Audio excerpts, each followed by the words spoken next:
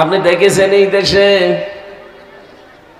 শেখ মুজিবুর রহমানকেও মেরে ফেলা হয়েছে, জিয়াউর রহমানকেও মেরে ফেলা হয়েছে।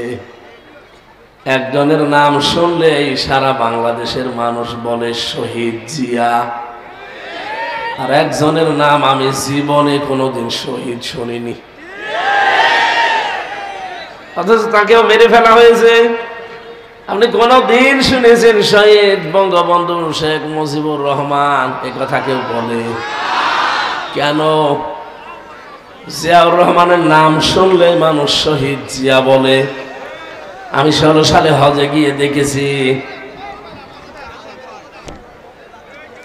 ওই যে জায়গাটা আরাফাতের ময়দান, এর পাশে মসজিদে নামিরা, কাবার ইমাম খুতবা দিচ্ছিলেন শহীদ জিয়াউর রহমান, এই নামটা উচ্চারণ করে। উনি আরবিতে অনেকগুলো কথা বলছিলেন, কথার পরিভাষা বাংলা অর্থ এইটা দাঁড়ায়, হে আল্লাহ, শহীদ জিয়াউর রহমানকে জান্নাতের সুউচ্চ মাকাম দান করো। কোন জায়গায় দোয়া হচ্ছে আপনি টের পেয়েছেন? আরাফাতের ময়দানের পাশে মসজিদে নামিরা। আপনারা সবাই জানেন আরাফাতের ময়দানে মানুষের দোয়া আল্লাহ কবুল করে থাকেন। এটা শোনেননি কোনোদিন? যেই 10টা জায়গায় মানুষের দোয়া কবুল হয় তার ভেতরে এটা 1 নাম্বার। আমাদের আদি পিতা হযরতে আদম আলাইহিস সালাম, তার স্ত্রী হযরতে হাওয়া 350 বছর পর্যন্ত খন্দন করার পর যেই ময়দানে তাদের দোয়া কবুল হয়েছিল তার নাম আরাফাতের ময়দান। কথা বলেন না কেন? নবীজি জানিয়েছেন এই ময়দানে কোনো মানুষ যদি দোয়া করে আমার আল্লাহ এটা ফেরত দিতে লজ্জাবোধ করে। এত দামি জায়গা এটা, যেহেতু 40, 45, 50 ডিগ্রি সেলসিয়াস থাকে, এত তাপমাত্রা ওই দেশে। আরাফাতের ওই ময়দানে হাজার হাজার নিম গাছ এই জিয়াউর রহমান লাগিয়েছিল। কি কথা বলে না কেন? কাবার ইমাম তো আর নিম গাছ চেনে না, ওনারা সাজারাতুজ জিয়া নাম দিয়েছে এইটার, যে জিয়া গাছ। আমি নিজেও নিম গাছের নিচে বসেছিলাম, লক্ষ লক্ষ হাজিরা তামাম দুনিয়া থেকে যারা আসে, হয়তো জিয়াউর রহমানকে চেনে না, কিন্তু সাজারাতুজ জিয়া চেনে, জিয়া ট্রি। এই গাছের নিচে তারা যখন বসে, এত বড় কঠিন তাপের ভেতরে একটু সূর্যের আলো থেকে বাঁচার জন্যে, এ তাপ থেকে বাঁচার জন্য যদি একটু ছায়া পাওয়া যায়, এমনিতেই মন থেকে দোয়া চলে আসে। আমার মনে হয় এই জন্যে তার নামটা শুনলে মানুষ বলে শহীদ জিয়া। শহীদ বঙ্গবন্ধু আমি শুনিনি, আপনি শুনেছেন? ওনাকেও কিন্তু মেরে ফেলা হয়েছে, কিন্তু মানুষ বলে যে ওইভাবে মারার দরকার ছিল না, আরো কারণ ছিল, অন্যভাবে মারা যেত। এতটুকু বলে যে ওইভাবে না মেরে হয়তো টুকরো টুকরো করলে ভালো হতো। মানুষ যেহেতু মুখ দিয়ে কথা বলে, কোন মানুষ যেন মুখ দিয়ে কথা কোনো দিন না বলে যে শহীদ যারা তারা মরে গেছে, এ কথা যেন না বলে। রব্বুল আলামিন বলেন, ওয়ালা তাকুলু লিমান ইয়ুকতালু ফি সাবিলিল্লাহি আমওয়াত বাল আহইয়াউ ওয়ালাকিন লা তাশউরুন। এই কথা বলেন কেন? এদিকে তাকান। সূরা বাকারা 154 নম্বর আয়াতে আছে, রব্বুল আলামিন বলেন যারা আমার জন্য শহীদ হয় তাদেরকে মৃত বলবো না, ওরা মরে গেছে এই কথাটা বলা জায়েজ নেই, বরং তারা জিন্দা, জীবিত আমার কাছে। তোমরা টের পাও না তাই? মানুষ কথা বলে কি দিয়ে? আরো জোরে বলেন। মুখের উপরে আল্লাহর নোটিশ, এরপরে মানুষ ধারণা করতে পারে অন্তর দিয়ে। এই জন্য আল্লাহ অন্তরের উপরেও নোটিশ দিয়েছেন যে অন্তরে ধারণাও করা যাবে না। ওয়ালা তাহসাবান্নাল্লাযীনা না কুতিলু ফি সাবিলিল্লাহি আমওয়াতা বাল আহয়াউন ইনদা রাব্বিহিম ইরযাকুন। সূরা আলে ইমরান 169 নম্বর আয়াতে আছে আল্লাহ পাক বলেন, যারা আমি আল্লাহর জন্য জীবন দিয়েছে এরা মরে গেছে, জীবনে ধারণাও করবি না। আল্লাহর ভাষা দেখেছেন? মনে করছেন আপনাকে খুব সম্মান দিয়ে বলছে না, ওয়ালা তাহসাবান্নাল্লাযীনা কুতিলু, ধারণা করবি না। একজন দুইজন না, কেউ ধারণা করবি না। আমি তাফসিরে ধারণা করবা না এ শব্দটা পাই না, করবি না, তার মানে আল্লাহ রেগে গেছেন। হাজারো মানুষ হয়তো এ ধারণা করতে পারে এ আবার শহীদ হয়েছে। শহীদ কত বড় দামি সম্পদ আপনি জানেন? কোন মানুষ যদি শহীদ হয় ও মনে হয় যে পিপিলিকায় কামড় দিয়েছে, দুনিয়া থেকে বিদায় নিয়েছে। অথচ মানুষের মরণের যন্ত্রণা সম্পর্কে আমাদের কোনো আইডিয়া আছে? বিশ্বনবীর মতো মানুষ যেদিন ইন্তেকাল করবেন, হযরতে ফাতেমাতুজ জাহরা রাদিয়াল্লাহু তাআলা আনহা লক্ষ্য করে দেখলেন ঘরের দরজায় কে যেন কড়া নাড়ছে। তিনি গেলেন, দরজা খুলে দেখলেন বিশাল একটা উঁচা মানুষ দাঁড়িয়ে আছে। ভয় পেয়ে তিনি দৌড় দিয়ে আসলেন রাসূলের কাছে, ডাক দিয়ে বলে, হে রাসূল, হে আমার পিতা, এমন একজন মানুষকে দেখেছি, জীবনে এরকম মানুষ, এত উঁচা মানুষ আমি জীবনে দেখিনি।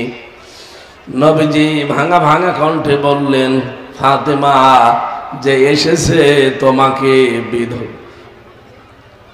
এতিম বানানোর জন্যে।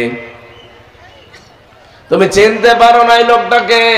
পৃথিবীর কোন মানুষ নাও, ফেরেশতা আজরাইল, আসতে বলো। তিনি আসলেন, সামনেই ছিলেন হযরতে জিবরাইল আলাইহিস সালাম। তিনি ডাক দিয়ে বললেন, হে রাসূল, জীবনে বহুবার আপনার কাছে এসেছি, আজকে একটা নতুন ফেরেশতা আমার সাথে আমি নিয়ে এসেছি। এই ফেরেশতা আজ পর্যন্ত কারো কাছে কোনো অনুমতি চাওয়া দূরের কথা, ওর প্রয়োজন হয়নি, কিন্তু আজকে এসেছে আপনার কাছে অনুমতি নেওয়ার জন্যে। কি অনুমতি চাই? যে আপনাকে নিয়ে যেতে চাই। নবীজি বললেন, আমি যেতে চাই, আমার উম্মতের কি হবে? বিশ্ব নবীকে অভয় দেওয়া হয়েছে, রাসূল আপনি যদি থাকতে চান আপনি থাকতে পারবেন। নবীজি সঙ্গে সঙ্গেই বলেছিলেন যে কতদিন? যতদিন আপনি চান। এরপরে কি হবে? এরপরে মরা লাগবে। কুল্লু নাফসিন যায়িকাতুল মাউত, এই শব্দটা আল্লাহ নাজিল করে জানিয়েছেন কেউ বাঁচতে পারবে না। জীবন আল্লাহ যাকে দিয়েছে মরণ তার হবে। এই শব্দটা নিয়ে কোনো মানুষ যদি একটু ভালোভাবে চিন্তা ভাবনা করে, গভীর ভাবে মনোযোগ দেয় যে আমার মরা লাগবে, ওর জীবনটা পাল্টাতে আর কিছু লাগবে না। আপনি ভালো মানুষ বসে আছেন, গতকালকে আমার এক দাদা মারা গেছে, ভালো মানুষ ঘুমিয়েছে, ঘুম থেকে আর ওঠে নাই, ওই শেষ। আমি ভাবছিলাম আমি যদি এভাবে ঘুমিয়ে যেতাম আর যদি না উঠতাম, কাউকে কিছু বলারও সময় পেতাম না। সকালবেলা সবাই মাইকিং ঘোষণা দিত যে হামজা মারা গেছে। দুনিয়ায় কত কিছু বলার ছিল, কত মানুষকে কিছু বলারও সময় দিল না। মরণ এমন একটা ঝামেলা জিনিস। কিন্তু নবীজিকে আল্লাহ বললেন, হ্যাঁ আপনি থাকতে পারবেন। ফেরেশতা বলে থাকতে পারবেন, কিন্তু যতদিন ইচ্ছা ততদিন, তারপরে মরা লাগবে। নবীজি বললেন, মরা যখন লাগবে তখন আর দেরি করার দরকার নেই, আমারে নিয়ে চলো। হযরতে আজরাইল জানটা কবজ করার জন্য শুধু হাতটা রেখেছিলেন নবীজির বুকের উপরে। নবীজি সঙ্গে সঙ্গে বললেন, ফেরেশতা হাত নামাও। কি রাখলে? ফেরেশতা বলে, হে রাসূল, আমি জানি আল্লাহর পরে আপনার স্থান। আমি খুব আসানে সতর্কতার সহিত শুধু আমার হাতটা আমি রেখেছি, তা খুব আস্তে করে, এখনো পুরাটা ভর আমি দেয়নি, শুধু রেখে দিয়েছি। নবীজি বললেন, আজরাইল, এটা যদি তোমার হাত রাখা হয় তাহলে তোমার কষ্ট কোনটা? তুমি শুধু হাত এখনো ভর দাওনি, শুধু রেখে দিলে মনে হচ্ছে উহুদ পাহাড় আমার বুকের উপরে চাপিয়ে দিয়েছো। যশোরবাসী, মন থেকে কথাগুলো বলছি, একটু নিজের থেকে মিলান তো। এত বড় দামি মানুষের যদি এই কষ্ট হয়, তাহলে আমরা তো মানুষের ভেতরেই পড়ি না। কথা বলে না কেন? আমাদেরকে মানুষ বলা হয় শুধু উপরে এই চিহ্ন দেখে, ভেতরে কত প্রসূত জমা হয়ে আছে। আরে ভাই, হিংসা তো মানুষের ভেতরে থাকার কথা না, হিংসা থাকার কথা পশুর ভেতরে। আপনি দুইটা কুকুরকে খাবার দেবেন, একটাকে যা দিয়েছেন ও মরণ পর্যন্ত খেলেও আমার মনে হয় শেষ হবে না, এরপরও দেখবেন পাশেরটায় হামলা দেয়। কথা বলছে না কেন? হিংসা তো আমাদের ভেতরে থাকার কথা না, এটা তো পশুর স্বভাব। মানুষের এই চেহারা শুধু থাকলে আপনি মানুষ বলে পরিগণিত হবেন না, বিষয়টা এমন না। এই জন্য যেটা বলতে চাই, এত বড় দামি মানুষকে তো আজরাইল হুকুম নিয়ে এসে যদি জান কবজে, এত কষ্ট তার কাছে মনে হয়। নবীজি আমার মতো এত দুর্বল ছিলেন না। বিশ্ব নবী বলেন 100 হামজার শক্তি আল্লাহ আমার শরীরে দিয়েছিলেন। তার মানে আমার মতো 100 জন মানুষের শক্তি এক জায়গায় করলে যা হয়, নবীজিকে আল্লাহ একাই ঠাই দিয়েছিলেন। সেই মানুষটা যদি একটা হাতের ভর, তাও ভর দেয়নি, শুধু রেখেছে হালকা, এটাই যদি সহ্য করতে সে না পারে, আমি আপনি কোন ধান্দায় আছি?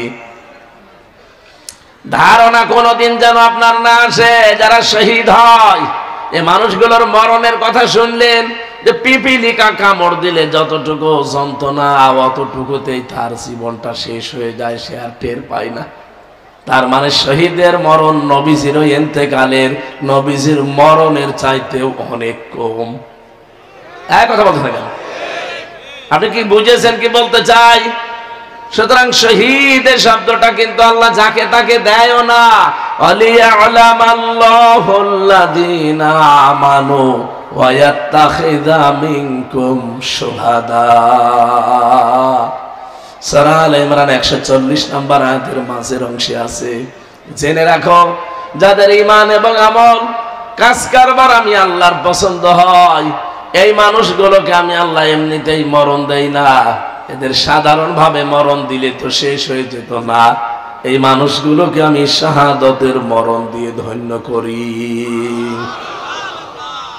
আজকের মাওলানা আব্দুস সামাদ একটা আলেম মানুষ, এখনই যদি মারা যায়, যদি ঈমান নিয়ে মারা যেতে পারে, কবরে দিয়ে দেবেন, ঘুমিয়ে পড়বে, কিয়ামত পর্যন্ত ঘুমাবে। ফেরেশতা যেদিন ফুৎকার দেবে সিংহায়, সেই দিন উনি উঠবে, এর আগে পরে কিচ্ছু নেই। কিন্তু লোকটা যদি শহীদ হতে পারে, কবরে দেওয়ার সঙ্গে সঙ্গে ঘুমানো লাগবে না, আল্লাহ বলেন আমি নিজে তাদেরকে খাওয়াবো। যশোরবাসী, মাথায় তো মগজ আছে নাকি? বলেন, কোন মানুষকে জেগে থাকলে খাওয়া লাগে? খাওয়া লাগে না? ঘুমিয়ে থাকলে খাওয়া লাগে? তার মানে তো ঘুমিয়ে পড়বেন, ওনার খাবার কিসের? শহীদ তো ঘুমাবে না, ও জীবিত। মরণের পরে শুধু কবরে দিতে দেরি, আল্লাহ নিজে বলেন আমি জান্নাতি খাবার তাদের জন্য খাওয়াবো। জেগে থাকলে যেহেতু আনন্দ দরকার লাগে, জেগে থাকলে অনেক কিছু লাগে, আল্লাহ পাক সব ব্যবস্থায় 3.5 হাত কবরের ভেতরে তারে খুঁড়ে দেবেন। জেগে থাকলে অনেক মানুষের আমরা দেখি, জীবিত মানুষ যারা খাবার খায়, তাদের 5টা জিনিস তৈরি হয় শরীরে। কয়টা? খাবার খেলে তাদের রক্ত তৈরি হয়, খাবার খেলে পিত্ত রস তৈরি হয়, খাবার খেলে বীর্য তৈরি হয়, খাবার খেলে মল তৈরি হয়, খাবার খেলে প্রস্রাব তৈরি হয়। এই 5টা জিনিস এই শরীরের ভেতরে তৈরি হয়ে বাকিগুলো বের করে দেয়। পিত্ত রসটা কাজে লাগে আপনার খাবার হজমের জন্য। 2 নম্বরে আপনার শরীরকে সুঠাম শক্তিশালী করে রাখার জন্য বীর্য দরকার লাগে। রক্ত চলাচল, 5.5 কেজি রক্ত আমার শরীরের ভেতরে আছে। ঘন্টায় 60 কিলোমিটার বেগে আমার রক্তগুলো মাথা থেকে পা পর্যন্ত দৌড়াচ্ছে। বাকি মল এবং প্রসাব যেগুলো আমাদের কাজে লাগবে না, এগুলো আমার শরীর থেকে আমার আল্লাহ বের করে নেয়। প্রসাব যদি বন্ধ হয়ে যেত আপনার, আপনি টের পান, একবার প্রসাব সাধারণভাবে করাতে আপনার 12,000-এর উপরে খরচ লাগবে শুধু টাকা। এই যে অক্সিজেন দিয়ে আমরা বেঁচে আছি, 1 কেজি যদি অক্সিজেন কেউ কিনে বেঁচে থাকতে চায় 66,000 টাকা লাগবে তার। অথচ প্রতিদিন আমরা কম বেশি 16 কেজি অক্সিজেন নিতে আসি, 1 টাকাও দেয়নি। কোনদিন জিবরাইল এসে বিলের কাগজ দিয়েছে যে 16 কেজি অক্সিজেন, 1 কেজি 66,000 টাকা। আপনার এই যশোর পোড়া বিক্রি করে দেওয়া লাগতো। কথা বলেন। যেহেতু মানুষ মারা যায় না, জীবিত থাকে, রক্ত তৈরি হয় শহীদের শরীরে, এটা যে প্রমাণ হয়ে গেছে। নবীজির চাচা হযরত হামজা, তিনি শহীদ হয়েছিলেন উহুদের ময়দানে। তাকে কাফেররা 70-এর উপরে টুকরা করেছিল। যেখানে কবর দিয়েছে তার 3টা টুকরা পাওয়া যায়নি। 70 টুকরার ভেতরে বিভিন্ন পাহাড়ে, বিভিন্ন গাছগাছালির ভেতরে টুকরাগুলো তারা ছড়িয়েছিল। সাহাবায়ে কেরাম খোঁজ করতে করতে সবগুলো মিলিয়ে ফেলেছিলেন, কিন্তু 3 টুকরা পাননি। ওইভাবেই নবীজির চাদর দিয়ে আর পাহাড়ের লতা পাতা দিয়ে তারে মাটিতে দিয়ে দিয়েছে। 30 বছর পর তার খবর একবার ভেঙে গিয়েছিল। কত বছর? এই ছোটবেলায় তারা যুদ্ধ করেছিল উহুদের ময়দানে তার সাথে, তারা আজ অনেকে বেঁচে আছে। রক্ত অনুসন্ধান করতে করতে গিয়ে দেখে 30 বছর আগে নবীজির চাচা হযরত হামজা, যাকে শহীদ করা হয়েছিল, তার ওই যে জায়গা কাটাগুলো, ওই কাটা জায়গা দিয়ে এখনো ফিনকি দিয়ে তাজা রক্ত বের হচ্ছে। বাংলার মুসলমানেরা, উনি যদি খাবার না খাবে রক্ত পেল কোথায়? 30 বছর পরে রক্ত তৈরি হওয়ার কথা বলেন। এখানে শহীদ ছাত্র, বৈষম্য বিরোধী ছাত্র আন্দোলনে যারা জীবন দিয়েছে, ওদেরও জীবনে আমার মতো মায়া ছিল না? ছিল না? শহীদ আবু সাইদ এভাবে যে বুকটা পেতে দিলে, ওর জীবনের কোনো মায়া ছিল না? আপনি কি মনে করেন মায়া ছিল না? আপনি তো ট্রাকের চাকা বাস্ট হলে অজ্ঞান হয়ে যান, আর সে নিজে জীবন হাতে নিয়ে বলছেন অত সহজ। যেহেতু মানুষকে ইনজেকশন দিয়ে শহীদ আল্লামা দেলাওয়ার হোসেন সাইদি, তাকে মেরে ফেলা হয়েছে, এই জন্য তিনিও শহীদ। সারাটা জীবন তিনি দেখবেন দোয়া করতেন, আল্লাহুম্মা ইন্নী আসআলুকা শাহাদাতান ফি সাবিলিক। হে আল্লাহ, আমি তোমার কাছে চাই, আমাকে যদি মরণ দাও, সাধারণ মরণ দিও না, শহীদের মরণ দিও। ওনার সাথী যারা ছিল সবগুলো তো সরাসরি ফাঁসির দড়ি পেয়ে শাহাদাতের মর্যাদা পেয়ে গেছেন। আমি গতকালকে দেখলাম শহীদ আব্দুল কাদের মোল্লা, তার একটা চিঠি, তার স্ত্রী যাকে পিয়ারি বলে ডাকতেন আদর করে, এই মেয়েটা দেখতে গেছে তার স্বামীকে। মাগরিবের পর পরে এসে দেখে চা খাচ্ছে বসে। জিজ্ঞাসা করছে, কি গো এই অবেলায় চা খাও? বলছে, রোজা রেখেছিলাম, এখন চা খাওয়ার পর আমি একটু খাবার খাবো। শুনলাম যে রাত 10টা একে নাকি আমার ফাঁসি দেওয়া হবে। আমার কাছে সংবাদ চলে এসেছে, এই জন্যে নাকি তোমরা শেষ দেখা করতে এসেছো। ছেলে মেয়ে যেগুলো আছে, সন্তানাদি, এগুলো আল্লাহর রাস্তায় টিকিয়ে রাখবা।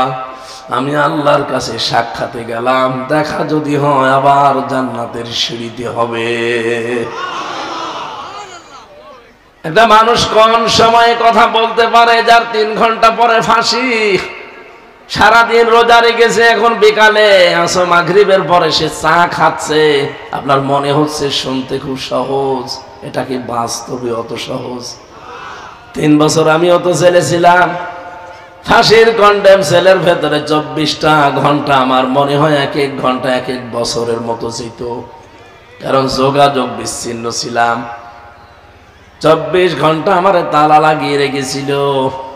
মনে হতো যে 1 ঘন্টা যাচ্ছে 1 দিনের মতো, তাহলে 24 ঘন্টা 24 দিনের মতো যেত। কোনো কিছু নেই, তারপরও অজানা একটা টেনশনে আমাকে সবসময় কাবু করে রাখতো। ওই যে ডায়াবেটিস হয়ে গেছে, এখনো পর্যন্ত ভালো হয় না। অথচ লোকটার মাত্র 3 ঘন্টা বাকি আছে। 7টার সময় যদি দেখা করে থাকে, 10টা একে ফাঁসি। কয় ঘন্টা? 3 ঘন্টা আগে সে লোকটারে এত উৎফুল্ল মনে হচ্ছে শ্বশুর বাড়ি যাচ্ছে। আল্লাহ রাব্বুল আলামিন কোরআনে কারিমে জানিয়েছে, যে কারারক্ষী আমি জেলখানায় থাকতে আমাকে ঘটনা শুনিয়েছিল একবার, যে আমি তার ফাঁসির সময় ছিলাম। এই লোকটার 3টা ঘন্টা বাকি আছে, কিন্তু শরীরের ভেতরে, চেহারার ভেতরে কোনো ছাপ নেই। একেবারে নিশ্চিন্তায় বসে আছে, মনে হচ্ছে ওনাকে কোনো সুসংবাদ দেওয়া হয়েছে। আমি ওই দিন কারারক্ষী কুতুবউদ্দিন ভাইকে বলেছিলাম যে ভাই, আপনি টের পাননি? আমি টের পেয়েছি। ইন্নাল্লাযীনা ক্বালু রাব্বুনাল্লাহ সুম্মা ইসতাকামু তাতানাজ্জালু আলাইহিমুল মালাইকা। আল্লাহ পাক বলেন, সত্যি যারা এই কথা বলতে পারে আমার রব আল্লাহ, এই কথা বলেই শুধু এলোমেলো যায় না, সে টিকে থাকতে পারে এই কথার উপরে। যত ঝড় ঝাপটা তার উপরে আসবে, তারপরও সে টিকে থাকতে পারে। আমি আল্লাহ তাকে এমনি এমনি কিছু না দিয়ে ছেড়ে দেই না। তাতানাজ্জালু আলাইহিমুল মালাইকা, এটা মজারে বর্তমান ভবিষ্যৎ, প্রেজেন্ট ফিউচার। মালাকুন 1 বছর, মালাইকা বহু বছর। রব্বুল আলামিন বলেন, আমি নিজে তার জন্য হাজার হাজার ফেরেশতা পাঠিয়ে দেই রিসিভ করার জন্য। ওয়েলকাম জানাতে থাকে ফেরেশতারা, আর বলে কোনো ভয় নেই, কোনো চিন্তা নেই। আমার বর কি হবে, আমার ছেলে মেয়ের কি হবে, তাদেরকে কে দেখে রাখবে? আমার দলের লোক এতগুলো মানুষ পালিয়ে বেড়ায়, জেল খাটে, কি হবে তাদের? আল্লাহ পাক বলেন, আমি ফেরেশতা দিয়ে বলি যে এই কথা শুনিয়ে দাও, কোনো চিন্তা নেই, কোনো ভয় নেই, সবগুলোর দায়িত্ব আল্লাহ নিজে নিয়ে নিয়েছেন। ওয়াবশিরু বিল জান্নাহ, ওই জান্নাতের সুসংবাদ গ্রহণ করো। আল্লাতী কুনতুম তুআদুন, যার ওয়াদা আল্লাহ তোমাদের কাছ থেকে নিয়েছিলেন। তিনি যে ওয়াদা দিয়েছিলেন তোমাদেরকে, তার অঙ্গীকার এই যে জান্নাত দেখা যাচ্ছে, প্রবেশ করো। নাহনু আউলিয়াউকুম ফিল হায়াতিদ দুনিয়া ওয়া ফিল আখিরাহ, দুনিয়ায় আমরা তোমাদের বন্ধু ছিলাম, মরণের পরও আমরা থাকবো বন্ধু। ওয়ালাকুম ফিহা মা তাশতাহি আনফুসুকুম ওয়ালাকুম ফিহা মা তাদউন, এমন একটা জায়গায় তোমাদেরকে পৌঁছিয়ে দেব যেখানে চাওয়ার আগে জিনিস পাওয়া যায়। নজুলাম মিন গফুরির রহিম, দয়াময় আল্লাহর পক্ষ থেকে এটা বিশাল মেহমানদারি। জোরে বলেন সুবহানাল্লাহ। যে কথাটা তুলেছিলাম শহীদ, এটা অনেক দামি জিনিস। আল্লাহ যাকে তাকে শাহাদাতের মরণ দেন না, এটা দেন তাদেরকে আল্লাহ যার জীবন এবং অ্যাক্টিভিটিস, কর্মকাণ্ড আল্লাহর ভালো লাগে, এই মানুষগুলোকে আল্লাহ শাহাদাতের মরণ দিয়ে ধন্য করে তার জীবনটা। বলেন আমিন। আজকে যেহেতু শহীদদের মাগফিরাত কামনায়, এদের মাপ তো আল্লাহ করেই দিয়েছেন, তাদের মাগফিরাত আর কামনা করার দরকার নেই, তাদের সম্মান কামনা করেন। আল্লাহ যেন তাদের মর্যাদা সম্মান আরো বাড়িয়ে দেয়। বলেন আমিন। আমরা যে মাস চলছে, রজব মাস, গতকালকে যে রাতটা গেল, বিশ্ব নবীকে এই ধুলির ধরা থেকে 53 বছর বয়সে আল্লাহ রাব্বুল আলামিন 27টা বছর তার কাছে রেখে 14টা জিনিস তাকে শিখিয়েছিলেন, আর 27টা জিনিস তাকে দেখিয়েছিলেন। এদিকে তাকান, আপনি চিন্তা করতে পারেন 27 বছর ধরে মাত্র 27টা জিনিস দেখিয়েছেন, আর শিখিয়েছেন কয়টা জিনিস? 14টা। বলেন বলেন। রব্বুল আলামিন জানাতে চেয়েছেন, হে নবী, সামনে যেহেতু আপনাকে একটা নতুন দেশ আমি হাতে তুলে দিতে যাচ্ছি, এই দেশকে যদি আপনি কল্যাণময় করতে চান, কল্যাণকর রাষ্ট্র বানাতে চান, তাহলে আপনাকে 14 কাজ ওই দেশে করা লাগবে। আমাদের দেশটাও যেহেতু এখন একটা নতুন দেশ, নতুন সরকার চালাচ্ছে, কথা বলছেন এখন, এরাও যদি এই দেশকে কল্যাণময় রাষ্ট্র বানাতে চায়, গ্যারান্টি দিয়ে বলতে পারি সূরা বনী ইসরাইলের এই 23 থেকে 38 এই 16টা আয়াতের 14টা কাজ এখানে দেওয়া আছে। দল মত নির্বিশেষে সবাই সাপোর্ট করা দরকার, কারণ এগুলো বানানো আল্লাহর। মানুষের বানানো জিনিস দিয়ে কি হয় 54 বছর তো দেখলেন, এক কথা বলছেন না কেন? সংবিধান যেটা বানিয়েছিল ডক্টর কামাল, 54 বছর তো চলল, কি পেয়েছেন? আমি নিজে দেখেছি, চোর পুলিশে ধরে ছেলে দেয়, চোর যে ডাকাত হয়। কথা বলেন না, ডাকাত ওনারা জীবনের ওপরে বাস গাড়ি খরচ করে, জীবনের উপরে রিস্ক নিয়ে ডাকাত ধরে, আর ডাকাত জেলখানা যে বের হওয়ার সময় খুনি হয়ে বের হয়। আমার ব্লকে যারা থাকতো আমি দেখেছি এই 3 বছর কাশিমপুর কারাগারে গাঁজা খাওয়ার জন্য পুলিশে ধরে জেলে দিয়েছে। ও শয়তান এত বড় শয়তান, ওর ভেতরে যে বারান্দার উপরে টব লাগিয়েছে, গাঁজার গাছ লাগিয়েছে, অথচ পুলিশে গাঁজা খাওয়ার জন্য ধরে জেলে দিয়েছে, গাঁজার গাছ লাগিয়েছে ভেতরে। জেলার একদিন এসে বলছে যে, ওরে শয়তান, আমরা আর কি করব, এর 24 ঘন্টা তালা লাগিয়ে রাখি ব্লকে। আর এ কি আশ্চর্য মানুষ গো, গাঁজা খাওয়ার জন্য যারে পুলিশে ধরে প্রশাসন ধরে জেলে দিয়ে গেল, আর ভেতরে গাঁজার চাষ করছে। হবে না মানুষের তৈরি করা আইন দিয়ে বাংলার জনগণ। 53-53.5 বছর আমাদের দেখা অলরেডি শেষ। এই কোরআনে আল্লাহ সংবিধান নামে একটা সূরা দিয়েছেন, সূরা ফুরকান। এর ভেতরে 77টা আয়াত আছে, 73টা ধারা আছে। এই 73টা ধারা দিয়ে যদি বাংলাদেশের সংবিধান বানানো যায়, এদেশে গাঁজাখোর ধরলে জীবনী আর গাঁজার গাছ লাগাবে না, চোর ধরলে কোনোদিনও ডাকাত হয়ে বের হবে না। কারণ চোর ধরলে ওর যে শাস্তি, ওইটা যখন বাইতুল মোকাররমে যশোরের আদালতের সামনে, কেশবপুরের কেন্দ্রীয় মসজিদের সামনে যখন আদালত কর্তৃক প্রমাণ হবে যে ও চুরি করেছে, ও যে অভাবে চুরি না করে যদি স্বভাবে চুরি করে থাকে, ওর হাত যখন লক্ষ লক্ষ মানুষের সামনে কেটে ফেলা হবে, হাজারো মানুষ এমনি ভালো হয়ে যাবে। আমার ছোট দাদা বলছিল যে আমি একবার হজে যেয়ে মাটির নিচে যে ওযুখানাগুলো আছে মসজিদে নববীতে, ওখানে যেয়ে ওযু করে করে দেখি আসার সময় একটা ঘড়ি পড়ে আছে। চিন্তা করলাম কেউ নিচ্ছে না, আশপাশে তাকিয়ে দেখলাম কেউ নেই। মনের ভেতরে ভয়, যদি ধরা পড়ে যায় দেশের আইন হচ্ছে হাত কেটে দেবে, দেশে গেলে মানুষ বলবে হাজী সাহেব চোর। এই ভয়ে নিতেও পারি না, কিন্তু কেউ তো নেই আশপাশে। আস্তে করে তুলে নিলাম। হারানো জিনিস যেখানে জমা দেওয়া, ওই জায়গায় জমা দিলাম। মসজিদে নববীর সামনে ওই ঘরটা আছে।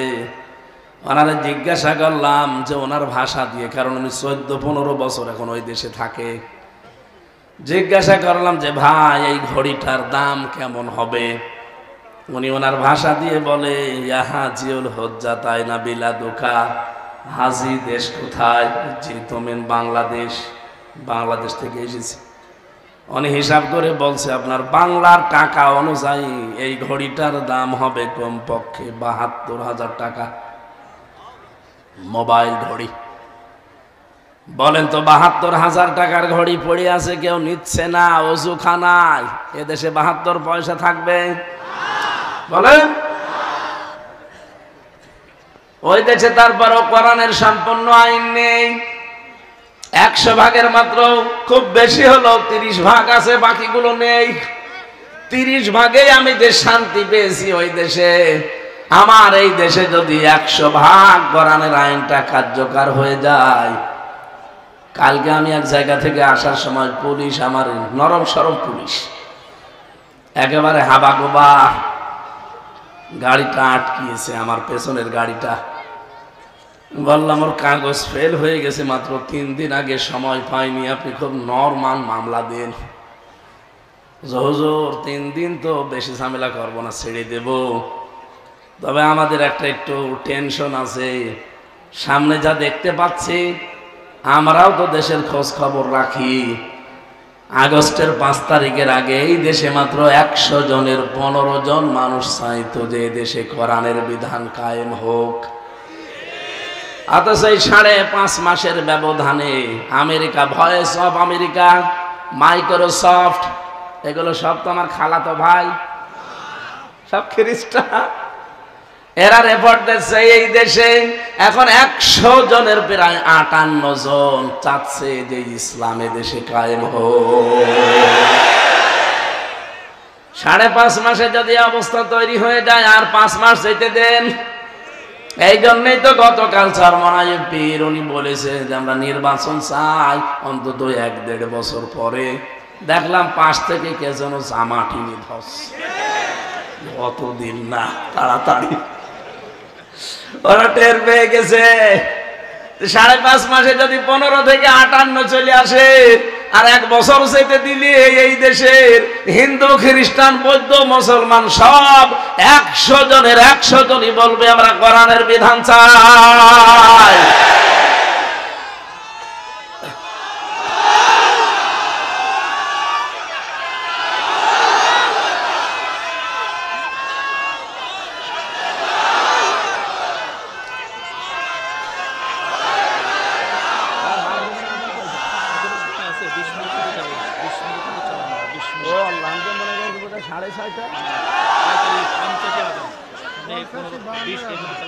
না 45 পর্যন্ত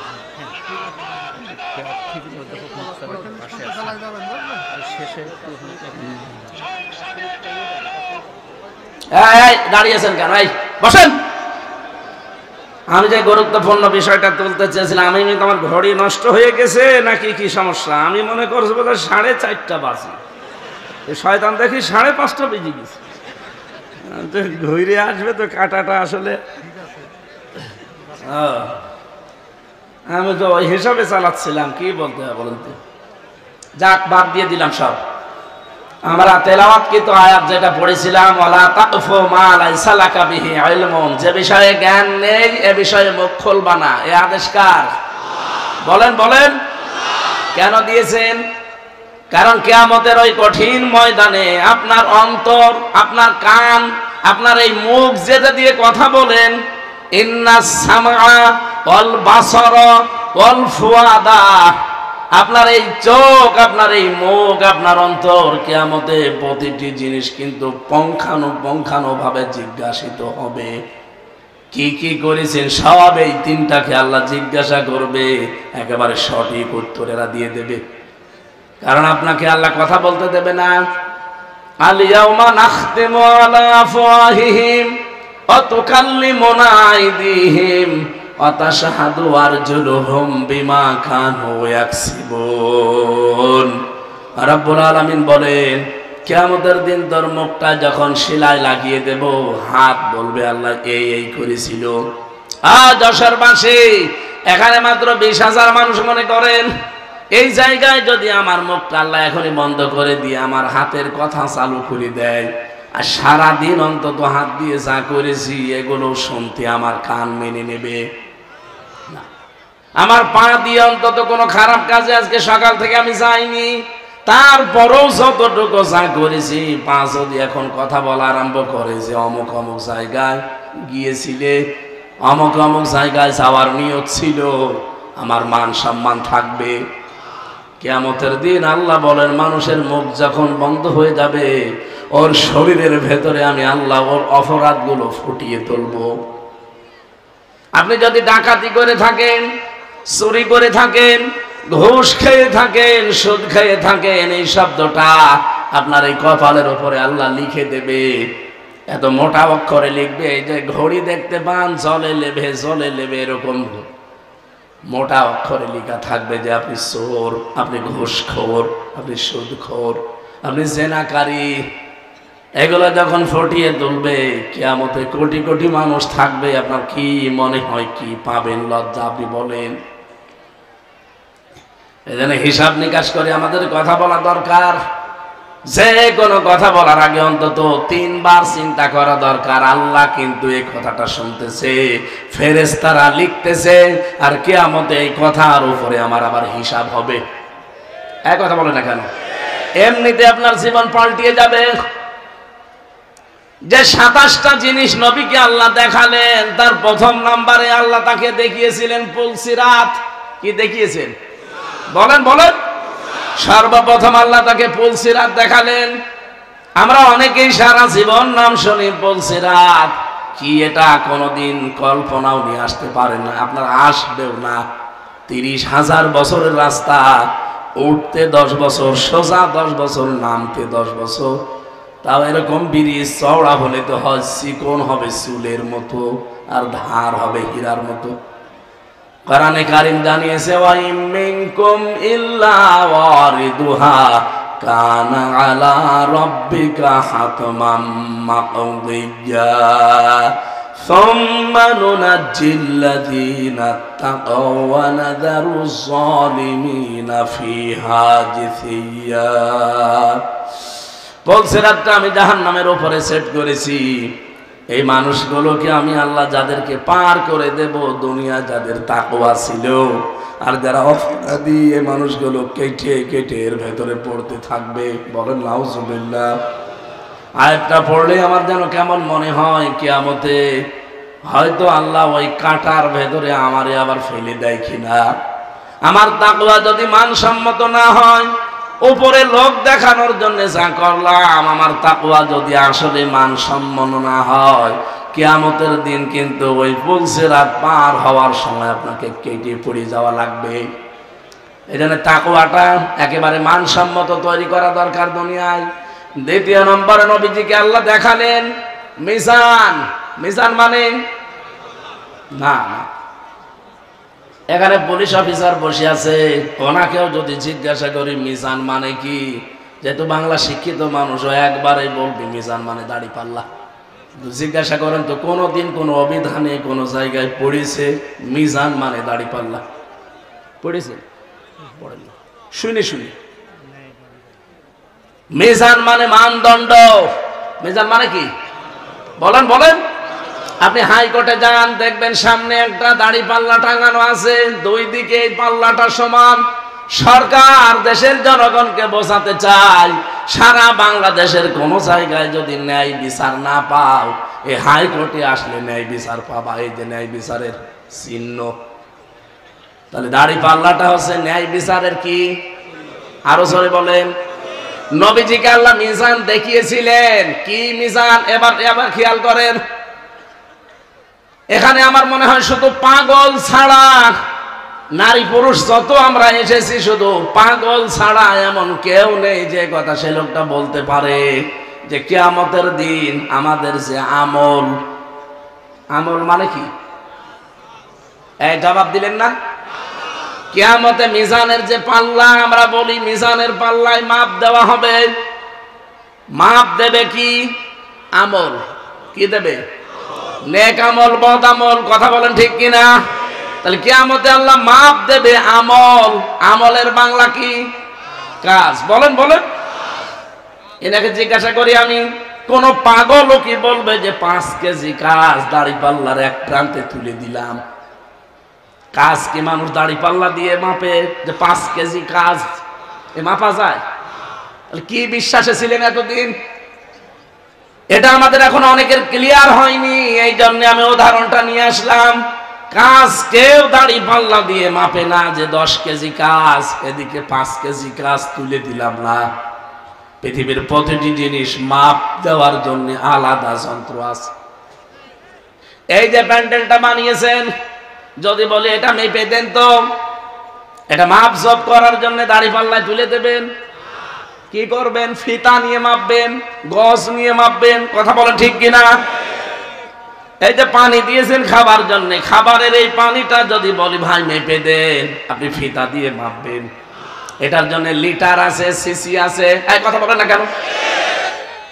আপনাকে আমি এতটুকু চাউল দিলাম, চাউল কি একটা একটা করে গুনে গুনে মাপবেন? এটার জন্য দাড়ি পাল্লা লাগবে, বাটখারা লাগবে, পাথর লাগবে, কেজি লাগবে। কথা বলেন না কেন?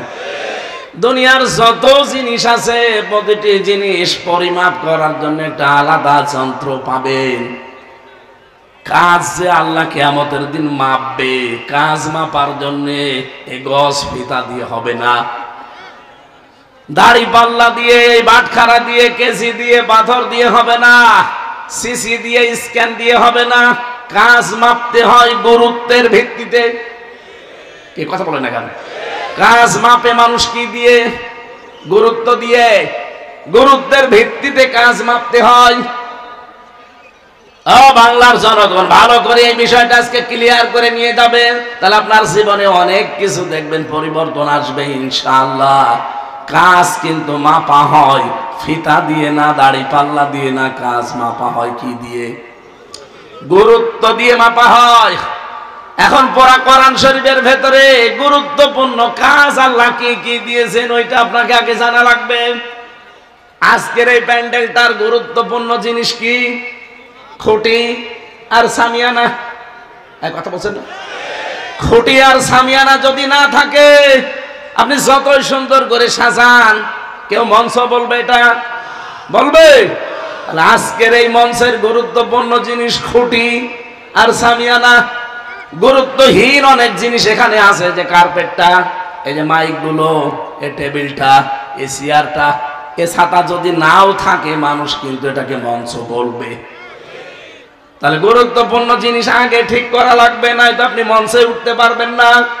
এই কোরআনে আল্লাহ 500টা গুরুত্বপূর্ণ জিনিস দিয়েছেন।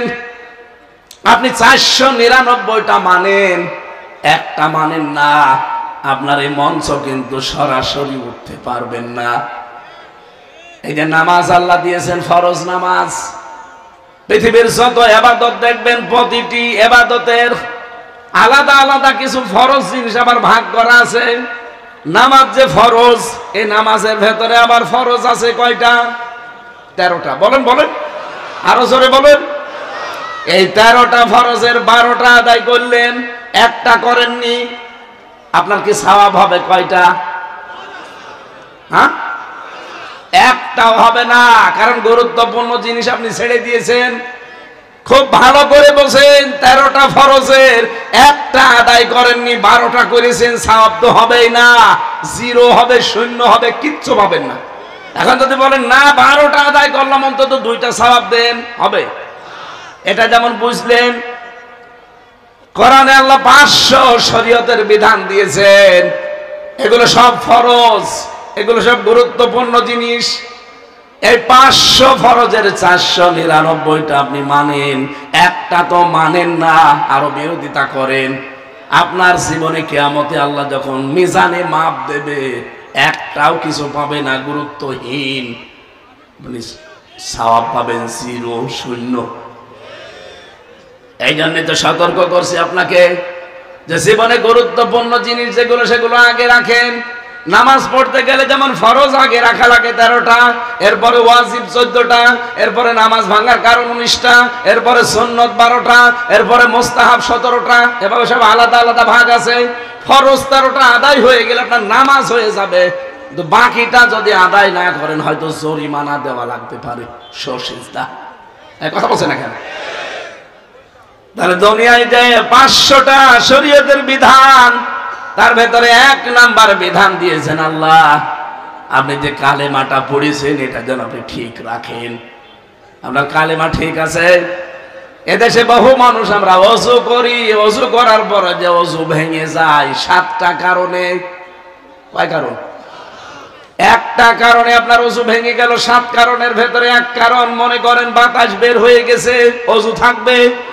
এখন যদি বলেন অতটুকু আর কি হয়, কি হয় মানে ওই আপনার ওযু শেষ, এখন ওই ভাঙা ওযু দিয়ে নামাজ হবে। আরো জোরে।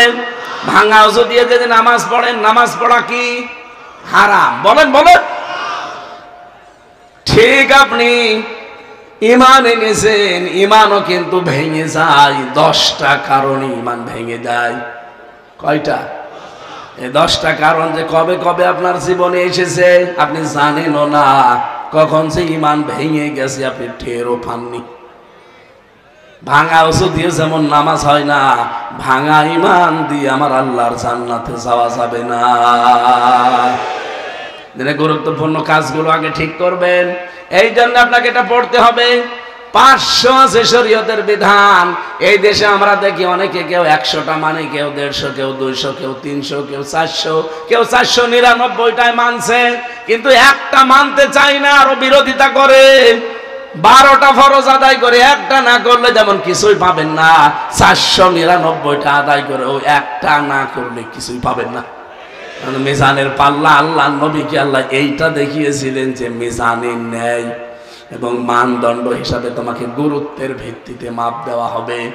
দুনিয়ায় গুরুত্বপূর্ণ কাজ যেগুলো আপনারা কিন্তু জানেন, দুনিয়ায় যত গুরুত্বপূর্ণ কাজ তার 1 নম্বরে ঈমান। নাম কি? ঈমানের পরে এই লোকটা কাজ করবে নামাজ।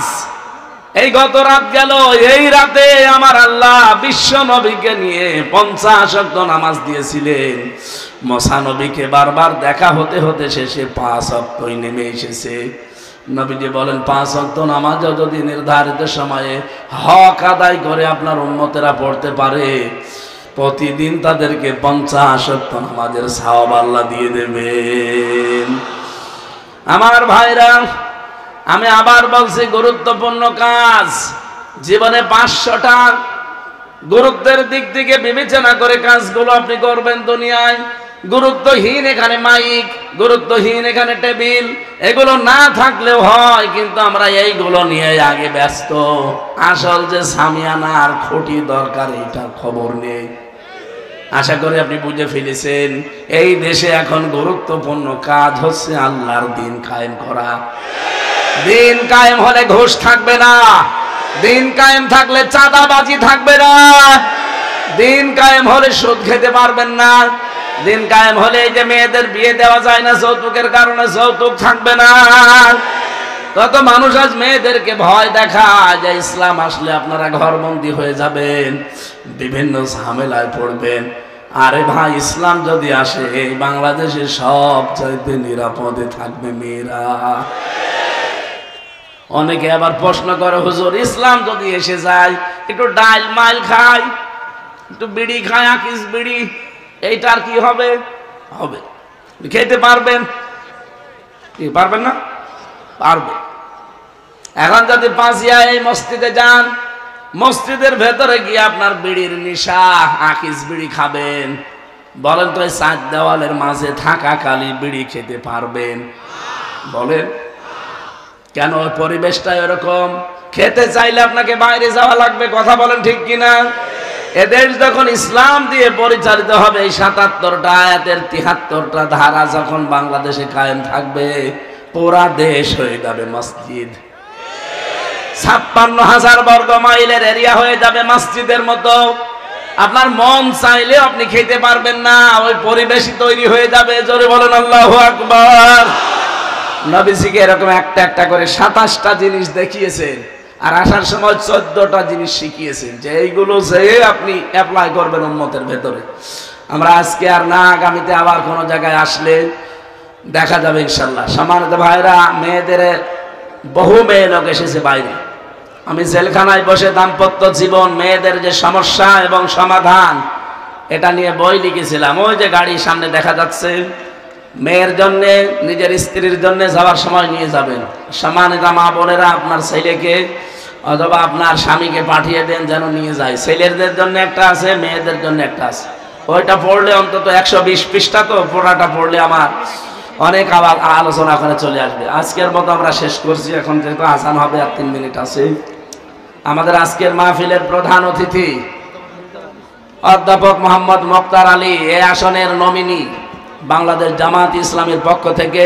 আল্লাহ রাব্বুল আলামিন তাকে মঞ্জিলে মকসদে যেন পৌঁছিয়ে দেন, এই কোরআনে কারীম যেন বুকে নিয়ে তিনি সংসদে যেতে পারে। বলেন আমিন। উনি হয়তো এখন